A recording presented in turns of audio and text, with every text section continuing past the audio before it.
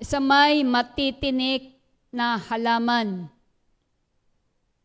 Sila ang mga taong nakikinig ng salita ng Diyos. Actually, ito po yung talagang karugtong nito, no, para maintindihan natin yan. Napunta daw po ito sa mga thorny, no? Alam niyo po yung mga thorny na to, yung bang pang nagjo-joke, masyadong corny ba yun? Okay, so thorny pala ito. Okay. Ito naman ang katulad ng mga biding nalaglag, no, sa mga may matitinik na halaman. Sila ang mga taong nakikinig ng salita ng Diyos. Okay? Pero sabi nga dito sa verse 19. Okay, ano yun? Mamaya mo na ako pasayawin, Pastor Archie. Okay, mamaya na. So, sabi nga po dito, ngunit, ayan, no? Ngunit, no? Nakikinig daw po ito ng salita ng Diyos. Ngunit dahil sa, ayan na, alalahanin sa buhay na ito, pagkasilaw sa salapi, o kaya'y pagkahumaling sa ibang mga bagay, ang salita ay nawawala ng puwang sa kanilang puso, kaya't hindi ito nakakapamunga. But the worries of this life, the deceitfulness of wealth, and the desires for other things come in and choke the word, making it unfruitful. Sinikil po. No? Sabi dito, sinikil. Yung choking dito is sinikil, sinakal, kumbaga. It choked the word, no? Kung kaya sabi nga, ito ay hindi nakapamunga. It's about to bear fruit. Lapit na siya no? Doon na siya sa pinakadulo na nagbunga ng 100-folds, no? Pero sabi nga, they kept on listening to the word of God. Pero yun nga, no? Dahil sa alalahanin sa buhay. Okay. So, as we can see here, there are three things that choke the word and make a Christian unproductive and unfruitful. So, ayan. So, po dito, yung una po is the worries of this life. Ano po ba ito? Ay po sabi nga ng Lord, sa ngayon, ang daming alalahanin sa buhay ang tao. Parang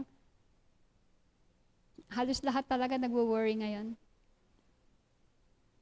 So, God reminds us in His words. Sabi niya dito, therefore I tell you, do not worry about your life. What you will eat or drink, or about your body, what you will wear. Is that life more than food and the body more than clothes? Hindi daw po ba mas mahalaga ang buhay kaysa... No? So, ito lang po yung nire-remind sa atin ng Panginoon. At sabi niya, look at the birds. Tayo po ba nag-observe tayo ng mga ibon? Nakakapag-observe tayo ng mga ibon? Kasi dito po, araw-araw yan praise. Na food, for the birds here. So, yung mga tira-tira ng mga dog, iniitsa ko po. At lagi yan sila, everyday. Nag-aantay lang sila. They do not sow or reap or store away. No? So,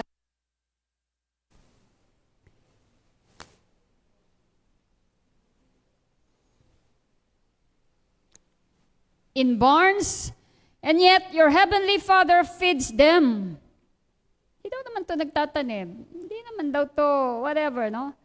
Hindi nagtatanim or whatever, or store away in barns. Pero pinapakain daw sila ng ating amang nasa langit. So, are you not much more valuable than they? And God is telling us, can any one of you by worrying add a single hour to your life? Sino nga po ba dito ang nakapagpahaba na ng kanyang buhay dahil sa pag-aalala? Even for one single hour. At ano po ba itong malimit na inaalala natin? Kung tutuusin, 3 lang yan. Di po ba? Food, clothing, and shelter. We've been through very hard times during the pandemic. Yun pa lang po ay proof na yan na talagang God is our ultimate provider. It is not your company. Kasi ang dami pong nagsarang company. Not even your businesses. Dahil ang dami pong naluging business. Meron po ba tayong dinipendihan during the time of pandemic? Ang dami nga mga nabatak na sasakyan eh. Ang dami mga nagpagawa ng bahay. But then because of the pandemic, na natuloy yun. But you know what? Meron po ba dito mga Kristiyanong nagutuman? Pero nakita ko maraming Kristiyano tumaba. Kasi dati 3 times a day lang kumain, naging 10 times a day. Siyempre, nakakulong eh. Wala naman itong gagawin ko, di ngumuya ng ngumuya. But the truth there is, meron po bang pinabayaan ng Diyos? So it only shows, it is not really your company, it is not your job, it is not your business who became your provider, but sabi nga po, it is really God who is our Jehovah Jireh. Amen. Inabot nga natin hanggang ngayon, nandito tayo eh. Diba? Kaya nga noon, parang isip natin, anuhin ko pa ba itong mga damit na to? Anuhin ko pa ba itong mga sasakyan na to? Anuhin ko pa yung napakaraming, hindi mo na nga maisip. Dahil sabi ng Diyos, ano sabi niya dito? Is not life more than food? And the body more than clothes? Di po ba mas mahalaga yung buhay kesa doon sa damit?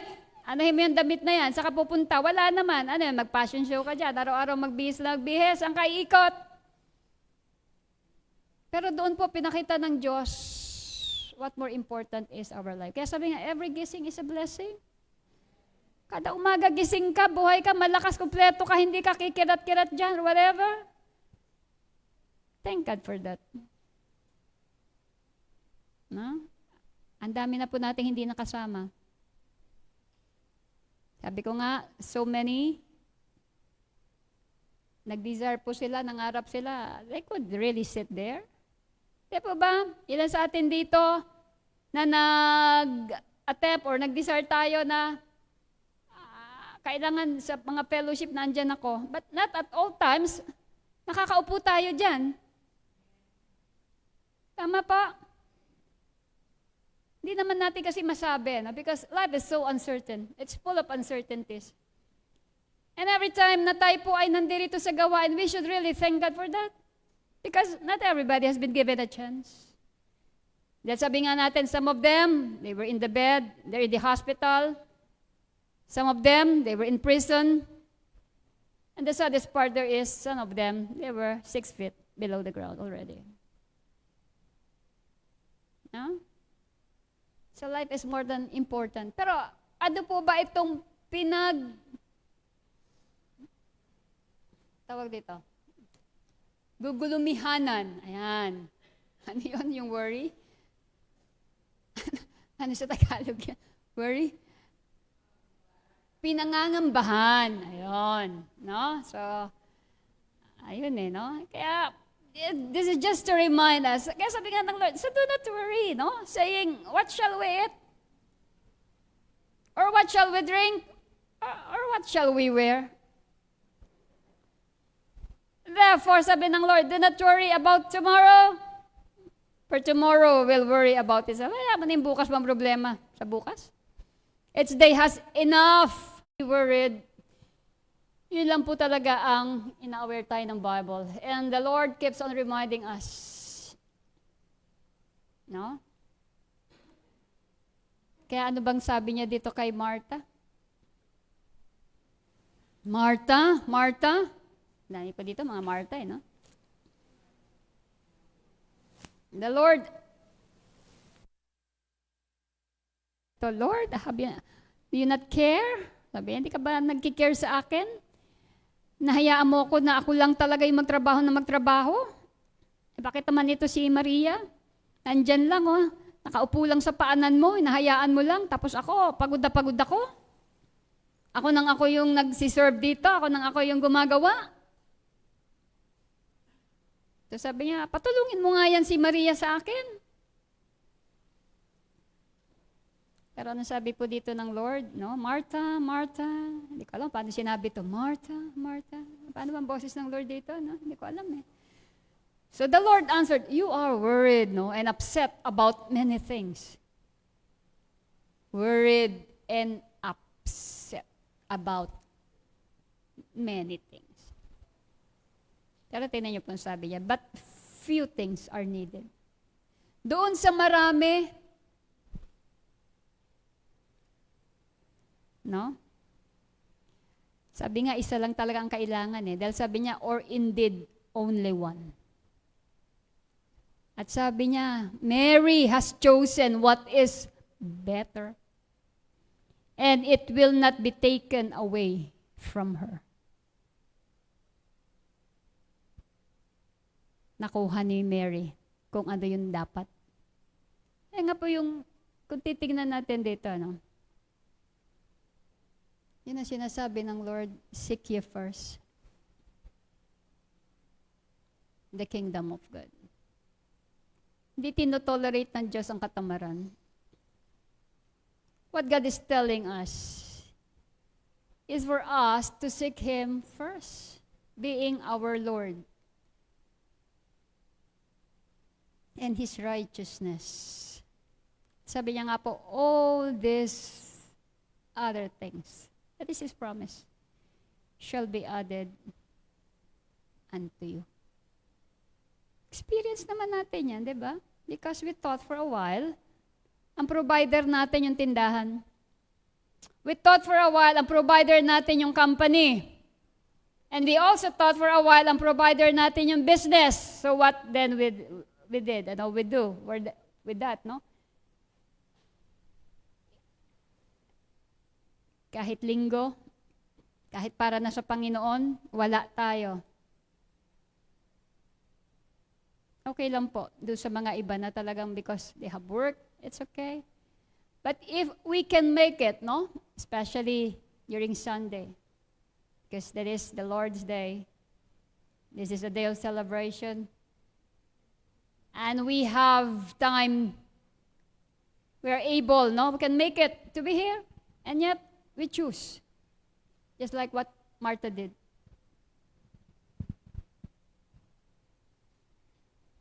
Diba? So, kagaya po ng ginawa din ni Mary. He sit at the feet, or he sat at the feet of Jesus. And kinumen siya. That is a better thing, and it will not be taken away from her. Ang dami na po nito, no? Sa atin. Doon natin nakikita na kahit anong pilit natin na gawin, kung hindi natin uunahin ang Diyos, wala pong nangyayari. Tama po ba? For God to just show us, apart from Him, we can do nothing. Hindi po uubra yung galing natin doon sa galing ng Diyos. Ang gusto nga ng Lord, pagpahingahin na nga tayo, gusto pa natin magpakapagod ng gusto. Sabi ng Lord, unahin mo na lang muna ako. Just like Mary, you sit here. Sit with me. Umupo. Sabi nga, si Mary ay umupo doon sa paanan ni Jesus. Kaya galit si Martha. Pagod na pagod siya. Napakarami po sa atin pagod na pagod. And we tend to forget not to really worship God first before anything else. And what's the result? Napupuno tayo ng stress, napupuno tayo ng pressure, napupuno tayo ng galit, mainitin ang ulo natin. It's all because of what we are doing. But then, it's clearly what the Bible is telling us. No? So sabi nga po, again, no? It will not be taken away from her. So we only need to seek first God's kingdom and His promise, no? All these things shall be added. Wag na po nating subukan pa. Nasuwayin ang Diyos pagdating sa mga bagay na yan. Kasi wala rin talagang mangyayari. We will only be wasting our effort. Sayang ang miles, sabi nga nila. Sayang yung panahon na dumadaan. Pinipilit nating gawin on our own, pero hindi natin kakayanin yan. I'm telling you, because that is what the Lord is telling us. Unless we surrender everything to the Lordship of our Lord and entrust to Him everything, wala pong mangyayari. No? Kita lang po natin yung sarili natin. Restless, tired. So, dito po sa worries of this life. Sabi nga po, it's not what we are eating. Ayan, lagi natin itong binabanggit eh. Hindi nga daw talaga kung ano yung kinakain natin ang napakahalaga. But we need to be very, very much aware. Ano po yung mga bagay na kumakain na sa atin? Ano yung mga bagay na kumakain na ng ating oras, ng ating lakas, ng ating panahon, whatever, no? Kumbaga, our time, talent, and treasure, no? Ano po ang kumakain dyan? No? So sabi nga, let's just pray to the Lord, no? That what we are doing will not hinder things. That we are doing, no, for the world, no? Just like what He said to Martha. Minsan po kung hindi tayo magiging aware, marami na pong mga bagay, no? Na kung saan ay talagang nahihinder tayo. Kaya sabi nga ng Lord, be careful or your hearts will be weighed down with carousing, drunkenness, and the anxieties of life, and that they will close on you suddenly like a trap. Trap po, trap. Marami pong trap na ginagawa ang kaaway, and it's just hairline. No, like kung sinasabi, hindi natin manotice because sugar and salt looks like the same. Pareho lang ang itsura ng mga ibinibigay sa atin. No? So, kaya sabi nga ng Lord, be careful. Mag-ingat po. Pag tayo pinag-iingat, sabihin may danger. Okay? God wants us to become prudent. Malayo pa lang yung danger, we need to see. Papalapit pa lang yan, no? So, sabi nga dito, be careful or your hearts will be weighed down with carousing, no? Ayan, anxieties, and that they will close on you suddenly like a trap. Matatrap tayo. Ang hirap po na pagdatrap. Ang hirap makawala sa ganyan. You know what? The world has a lot to offer. Ang dami pong pwedeng ialok sa atin ng mundo. Why? Because this world belongs to the devil. No?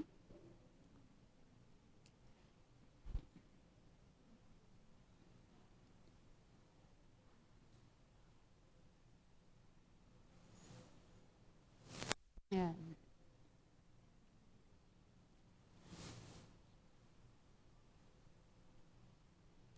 Kaya nga po ang sabi ng Lord, sa bawat isa, do not be anxious. Bible, makulit. Paulit-ulit to, no? Do not be anxious about anything. Do not worry about anything. Paulit-ulit to. Bakit po paulit-ulit? Kasi paulit-ulit din tayo. But in every situation, by prayer and petition, with thanksgiving, present your request to God.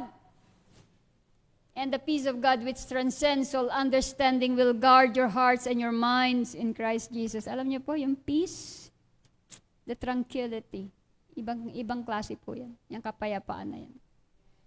Yan po ang napakahalaga. There are so many people who are living now looking for peace. Yung iba po, hindi peace, no? Instead of peace, ano nangyari? Nagka-pisti-pisti. Okay. Nawala yung peace, no? So, ganun na po talaga kasi kagulo ang mundo ngayon. Just look around. Alam niyo po yung kapaguran na mararanasan. But then, look what the Lord is offering us. As we present our request to God, no? With thanksgiving, sabi nga dito, yung kapayapaan daw po ng Diyos that transcends all understanding will guard our hearts and minds in Christ Jesus. Kaya nga po, nakakatulog tayo eh. Tama po? Sino po yung nakakatulog dito? Oo, di ba? Kahit nga ngayon lang, nakakatulog na tayo. It's because of the peace. You see? May tatayo lang na preacher dito because of the peace. Nakakatulog na tayo. No? So, when Jesus looked up, you see here, a great crowd coming toward him, he said to Philip, ito po yung sinasabi niya dito, ano? Bakit niya sinasabi na do not worry about anything? Si Philip po ay nagtanong, where shall we buy bread for these people to eat? Pero alam niyo po, sabi nga, he asked this only to test him. For he already had in mind what he was going to do. Minsan po, sa mga problemang dumarating sa atin, alam na ng Diyos. May sagot na ang Diyos dyan. Pero nahayaan niya lang, just like Philip, sabi niya, paano ba papakain itong napakaraming tao na to? So sabi nga ni Philip, kahit tapos siguro yung isang buwang sahod, hindi kakasya para mapakain ng mga taong ito. But he was just testing Philip. Sa atin po, ganun din. He was just testing us. Doon po sa ating mga problema, sa ating mga utang, sa ating whatever businesses, God already had in mind what He was going to do.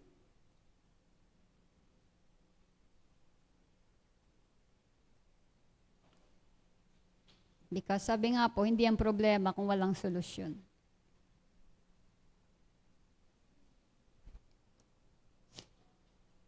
So yun po kaya sabi nga, one thing that choke and make the fruit, or make, sabi po dito, a Christian unfruitful is the worries of this life. Ang dami pong kaabalahan. Yeah? What's eating us? Ano po yung kumakain sa atin? Most of our time, most of our talent, and most of our treasure. Another thing yung nakita po natin, sabi po doon, the deceitfulness of riches. Alam niyo po to, ina-analyze ko masyado ito The deceitfulness of riches. Yung pandaraya ng kayamanan.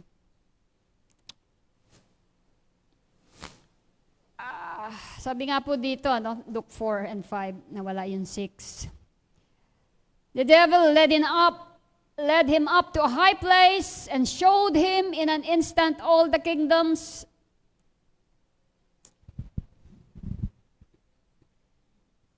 of the world. Yan ko yung verse 6 dito.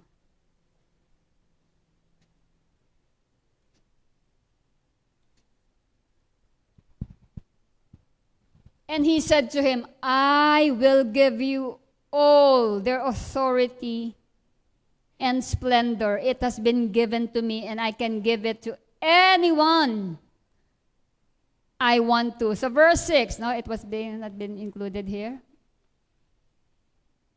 Okay.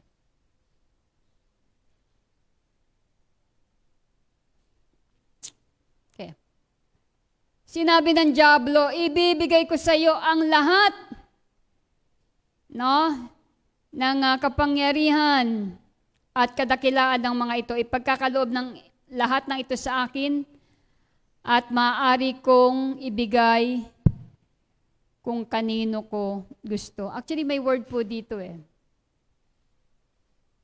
Only if they will worship me. Sabi ng diablo, miri mo si Jesus pa, bibigay ko sa iyo lahat ng karangyaan. Sambahin mo lang ako. In exchange for all the riches in this world is to worship the devil.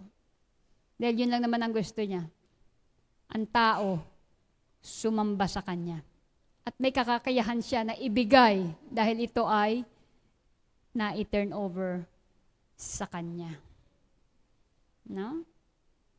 So, kita niyo po, Satan has a lot to offer for those who will worship him.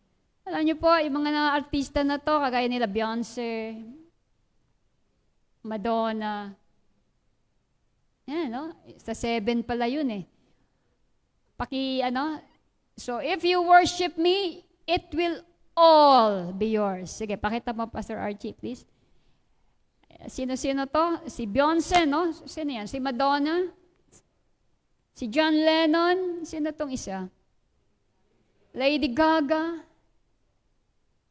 No? Buti wala nang naging kapartner si Lady Gaga.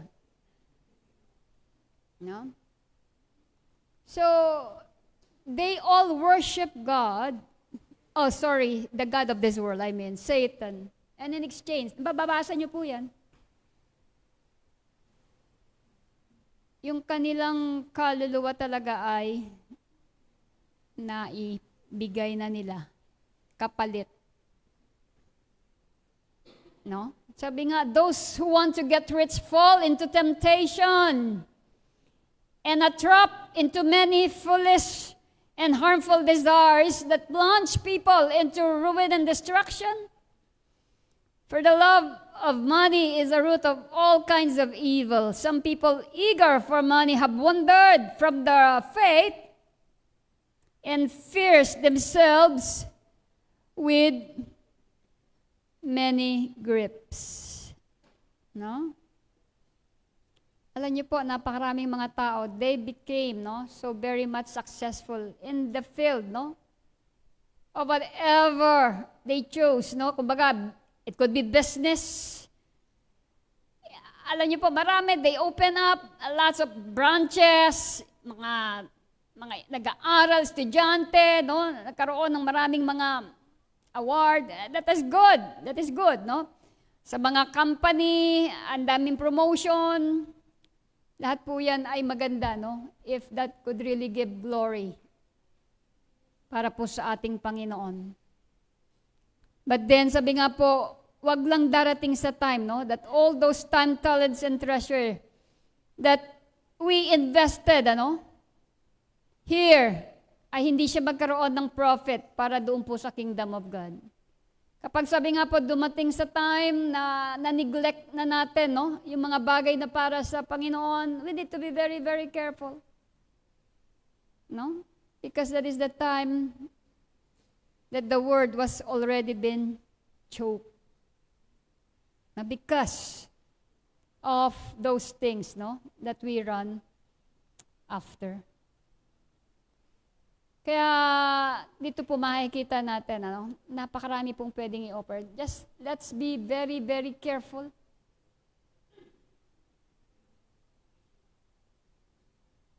Doon po sa mga bagay na pagkakaabalahan natin.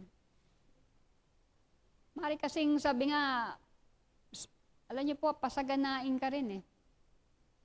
Pero ang sinasabi ng Bible, the blessing of the Lord brings wealth without pain, toil for it. Ang pagpapala na galing sa Panginoon, walang kasamang kabalisahan yan. Ipagkakaloob yan ng Diyos sa atin, payapa ka, masaya, and it all comes from God.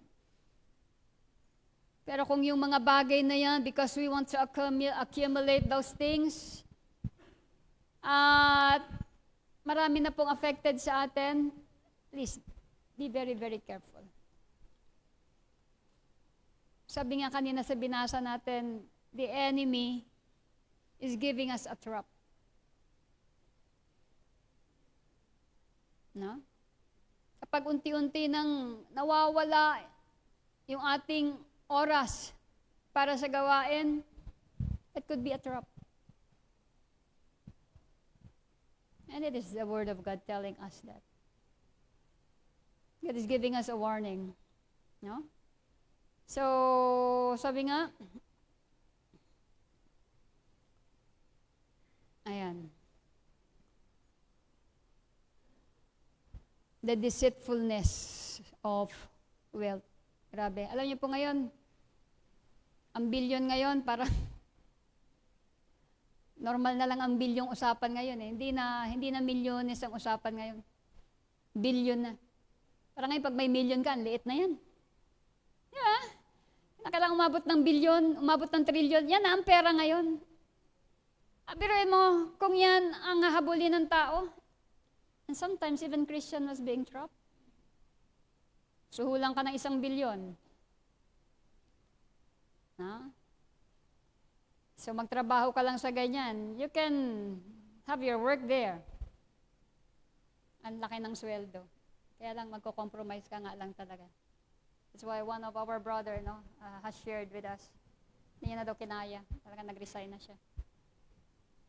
So he is earning up to 100,000 a month. Kaya lang, he knows what's inside that establishment. Okay? So the devil has a lot to offer. Just worship him. Diba? Sambahin lang talaga siya. Pero alam niyo po, ang Lord naman, sa Kanya galing lahat eh. Lahat ng kayamanan galing yan sa Panginoon. Kina-counter lang po ng kaaway. Pero alam natin kapag yan ay galing sa Panginoon, it will add no trouble. Physically, spiritually, mentally, it adds no trouble. Promotion comes from the Lord, yes. Pero pwede rin tayong i-promote ng kaaway. So let's just be very, very careful, no? Because, sabi nga po, wealth is very, very much deceitful. There is a deceitfulness doon po sa wealth. We cannot serve two masters at the same time. Either we will love the other or hate the one. We cannot serve both God and Mammon. Pero ang nakakatuwa lang po, pag tayo po ay sa Panginoon, one of His promise. Diba? He will never leave us nor forsake us. And He gonna provide, no? Just like a good shepherd, we will not be in one. For He will keep on providing us all. All. Sabi nga ng Philippians, all our needs. Only what we need is to present whatever requests we have. And don't forget Matthew 6:33. Seek first. Ang tanong, inuuna ba natin ang Panginoon? Is He our priority in our lives? Nakadepende lang po yan kung sino yung priority natin. Because we have been all given 24 hours a day. Pare-pareho lang po yan. Nakadepende lang talaga. Sino ba yung priority natin? So kung sino yung priority natin, uunahin mo yan. And that is the promise of God. All these other things, no, shall be added unto you. And another thing na sinasabi dito, that choke the word. Sabi nga po, the lust or the desires for many things. That's why the Lord, He keeps on reminding us, do not love the world or anything in the world. If anyone loves the world, love for the Father is not in them. For everything in the world, the lust of the flesh, the lust of the eyes, and the pride of life comes not from the Father, but from the world. But then you know what? The world and its desires pass away. But whoever does the will of God lives forever. Nawala ata yung Pastor Archie, no? In the deceitfulness of wealth. Sabi nga po doon, doon sa ino-offer po na kayamanan ng kaaway. Yung po sabi ng Bible doon is, what will profit a man, no? If he gains the whole world, yet loses his very soul. Meron ba siyang pwedeng gawin para maibalik yung buhay na yan? No? So wala. Wala talaga. Makamtan man natin ang lahat ng bagay dito sa mundo, pero kung mawawala yung nag-iisa nating kaluluwa, wala tayong pwedeng ibalik yan. And the devil He is always after the soul of every person. Kaya kita nyo, sabi ko nga, no? Grabe ngayon. Kung hindi tayo magiging rooted sa Word of God, madadala tayo ng offer ng mundo. Minsan iniisip ko nga, paano kaya ka-offeran tayo ng bilyon? Kapalit ng ating pananampalataya. Well, what we only need is the grace of God. Diba? Grasya lang po talaga ng Panginoon yan. Kaya nga sabi niya nga, no, do not love the world or anything in the world. Yes, we are in this world, but we are not of this world. Nandito tayo sa mundo, pero tandaan po natin mga kapatid, hindi tayo taga rito. Marami kasi ayaw nang umalis dito. Just to remind us, hindi dito ang totoong tirahan natin. Amen po ba? Praise God. Sino po yung gusto ng makita yung kanyang tirahan doon na totoo sa langit? Okay. Tapusin lang po natin tong fellowship. Okay. Mamaya, sama-sama. Amen po. Puntahan na natin. Yeah. Tara na daw. Okay. So yun. That's why we have hope, no? Na hindi talaga ito yung tunay. Ay nakapakagandang nagaantay.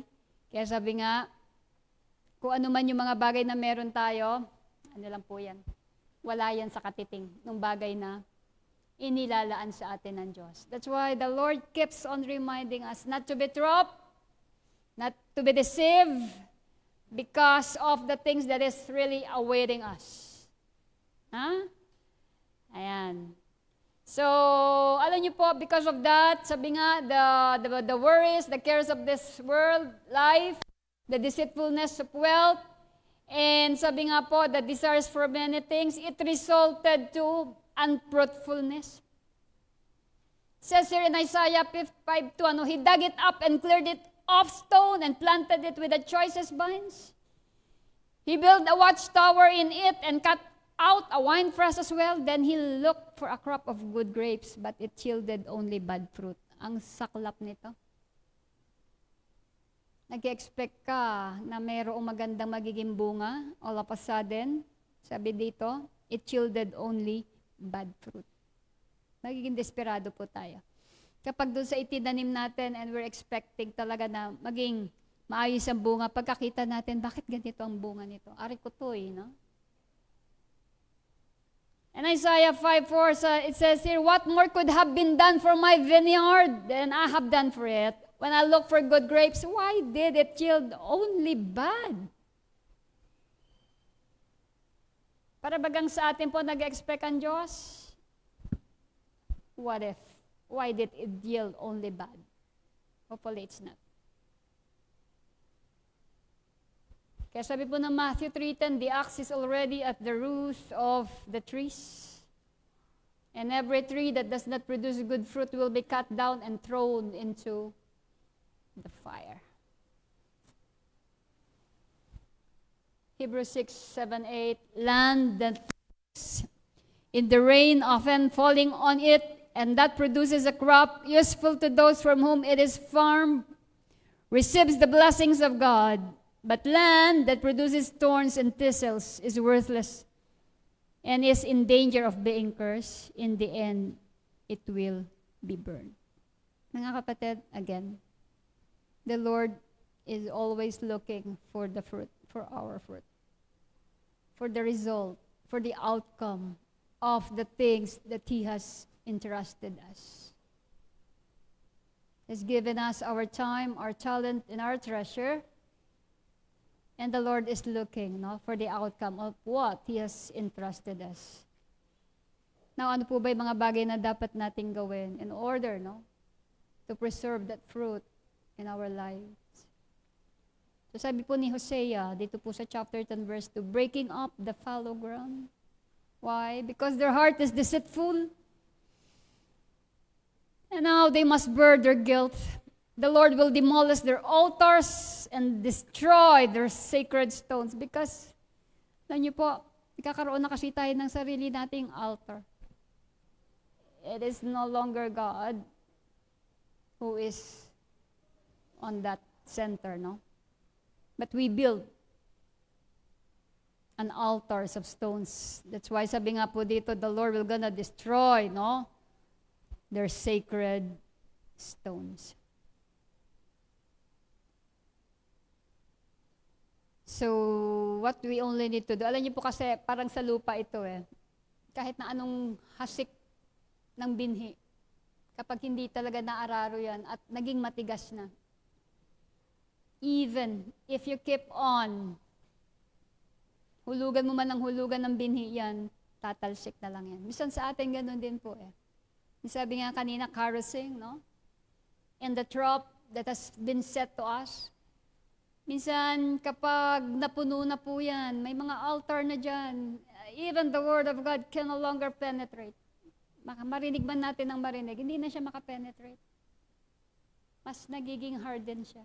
And that is, alam niyo po, yun yung medyo nakakalungkot, nakakatakot.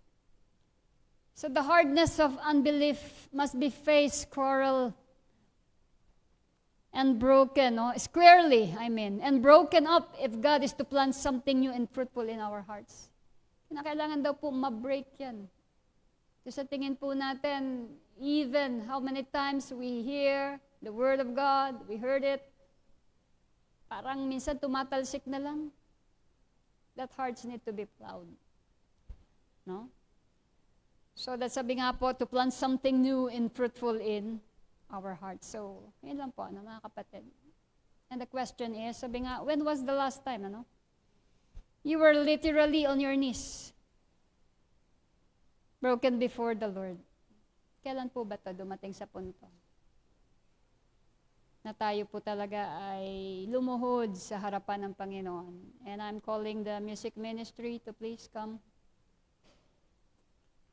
That needs larger rocks, to be dislodged. Titingnan po natin kanina sa binasa natin, doon po sa Mark chapter 4. Actually, they keep on listening.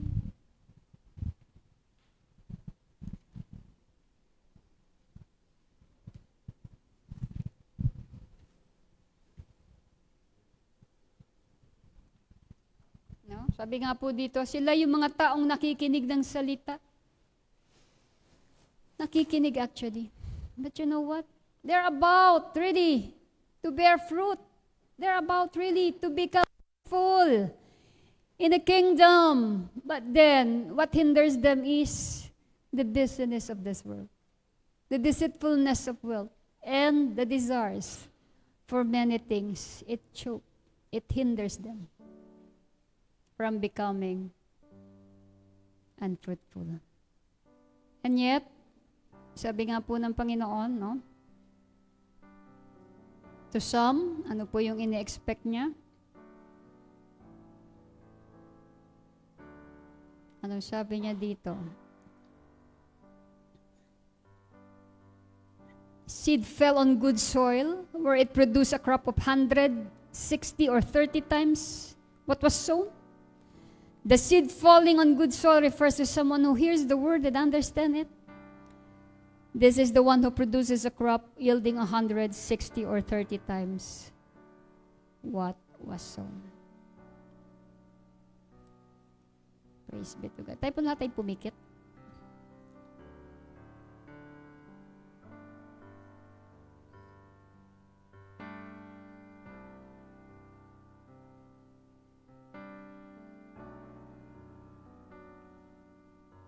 Panginoon, maraming salamat sa iyo sa umagang ito.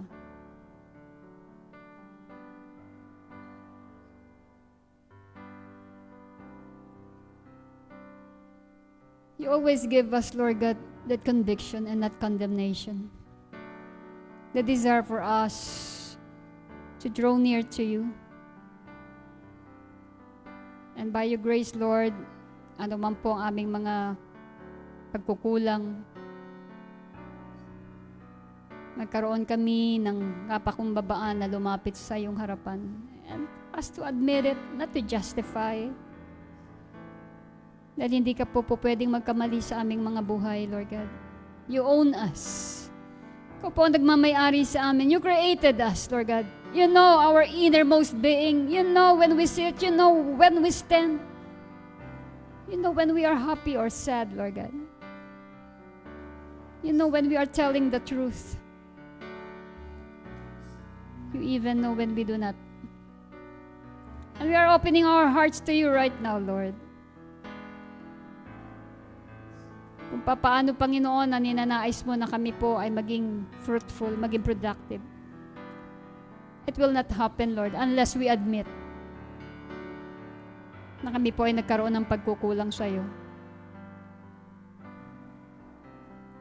Holy Spirit, God, we ask you, Lord. Continue, Lord God, to let that spirit of conviction, Lord God, be upon us. It will help us, Lord God, accept every word that has been spoken to us. Lord, without any justification, but a heart full of repentance to admit all our shortcomings, all our trespasses. Kaya mo, Panginoon, na sa umagang ito, as we heard your word, as you give us your word, as you remind us, we will take heed. Because this is your way of saying that you really love us, O Lord God. Hallelujah. Yes, O Lord, help us. If ever in our lives, Lord, hindi namin namalaya, nasasakal na pala kami. We are being choked by the business of this world, Lord, by the deception, Lord God, of the riches that the enemy is giving, Lord God, and even, Lord, that we desire for so many things in this world. We ask for your forgiveness. And we want to surrender it to you, Lord, all those things that are eating us.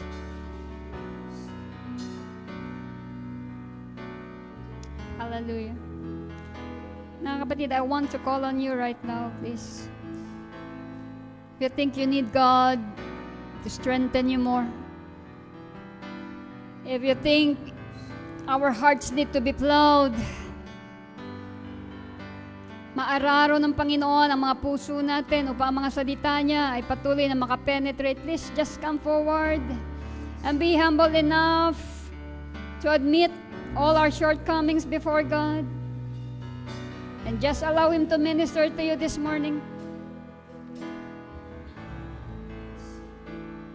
Hallelujah.